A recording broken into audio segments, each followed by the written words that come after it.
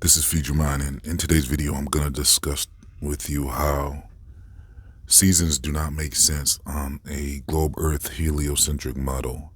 And the reason why is because the seasons are way too perfect.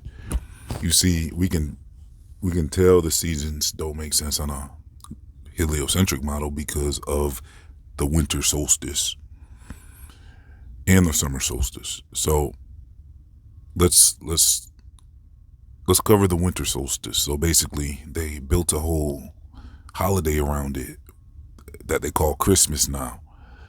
And so really, Christmas is a solstice tradition that goes back to sun worship, which is the main thing that they've been indoctrinating the people of this world with, is sun worship.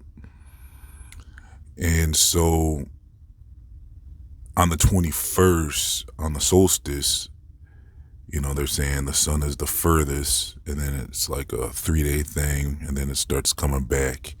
And they celebrate the return of the sun on the 25th. And so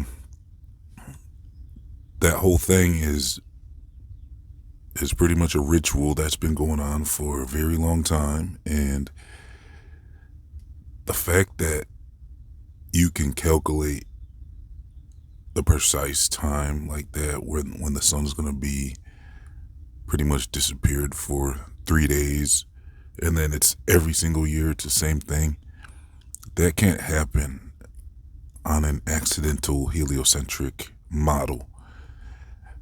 That's the reason why I say it can't happen, is because it's too perfect. So you can't have perfection like that on an accident. You would have to have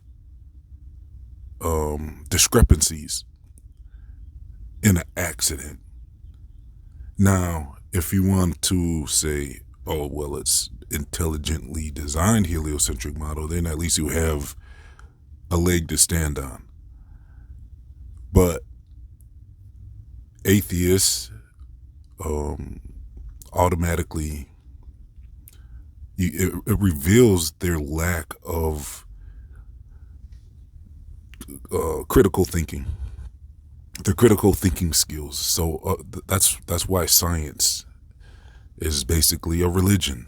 It's a cult, because if you can say something like that and have millions of people believe you that life is an accident, but yet seasons are perfect every year, then that shows and reveals that there's a lack of intelligence, and that it shows a cult mentality if you don't question that. If there's people out there that can be an atheist, that shows that they haven't questioned reality at all. They just follow the science, which is their cult. So another thing that should reveal that the general public has been in a cult when it comes to believing in the heliocentric model is, well, they say the sun is closer during the winter. So they really are going all out here. So for their model to work, they have to say that. It's like, so they basically came up with the explanations. First they came up with the model, and then they had to come up with the explanations to explain it away, because any logical person would know that doesn't make sense. Any child should know that. And I know a lot of children do know that, because I was a child, and when they tried to tell me that the sun was closer during the winter, a red flag popped up immediately as a child, and I knew that didn't sound right. But I just went along with it because they force it on you for your whole life, until for your whole school situation. So it's like you don't really question that stuff as a kid. Well, it doesn't sound right though. And then it wasn't until I learned about the flat earth, then that that allowed me to understand, okay, I was onto something. When I learned as a kid, when I knew that didn't sound right, it's like, what can you do about it as a kid? But and then with like 100% of the people around you are all saying, yeah, that's true, that's true. It's like the Truman Show where everybody just encourages the lie. So it wasn't until you snap out of the heliocentric deception, it's not until then when you finally realize, okay, you could have trusted your senses as a child then, because you are onto something. When you know logically to say that the sun is closer during the winter, just, it sounds ridiculous. They try to say it's something about the angle of the earth. It's tilted away, and they're trying to say in the summer, you're the furthest away from the sun, substantially. And I'm like, I knew right away that that doesn't make sense. So, yeah, so people are right when they have these inner thoughts inside of them. It's like, something divine is speaking to you. It's like we have something in us that alerts us, and it's like a intuition. It's a premonition. It's, I don't know whatever you want to call it, but there's something that alerts us inside. It's a conscious, it's something that we're tapped into that knows when we're being lied to, but people have just been trained to ignore that, so yeah. Now with the flat earth model, the seasons work perfectly because it makes sense now, because in the summer the sun is actually closer to you because it's spinning around the inner circle where all the continents are. And during the winter, the sun is spinning around the Antarctic outer ring, and the sun is much further from you, from most continents. So that's why in the winter it's cold, because the sun is further away from you, and that makes more sense. You see, it's like they took that and reversed it. It's like the opposite. They literally want you to believe in the opposite, and it just makes much more sense on a flat earth model, because that's just common logic. Now, some people will even say that the sun, because if you go with the dome version of the firmament, then they say the sun not only spins around on the outer circle to the inner circle for seasons, but also it follows the curvature of the firmament. So the sun would be at a higher elevation during the summer as well, but at a lower elevation in the winter. And so it's, it would basically do that. So that's a factor we can contemplate on and, figure out and stuff. But as far as the basics, it's like, yeah, that just makes way more sense.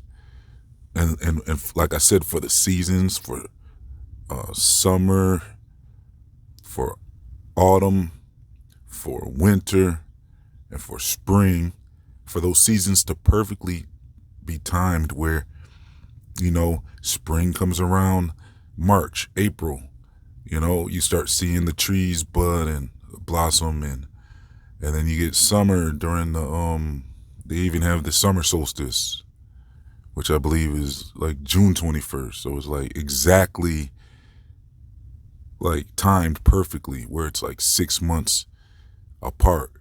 So from the winter solstice. So that timing is, you can plan that every year, where the summer's going to be, the middle of the summer's going to be, at the end of June. And this how the it's not going to be snowing. It's not going to be the leaves falling in the summer.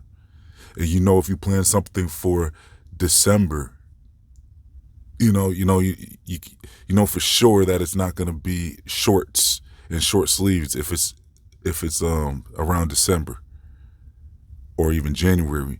That it's going to be colder. And that doesn't change.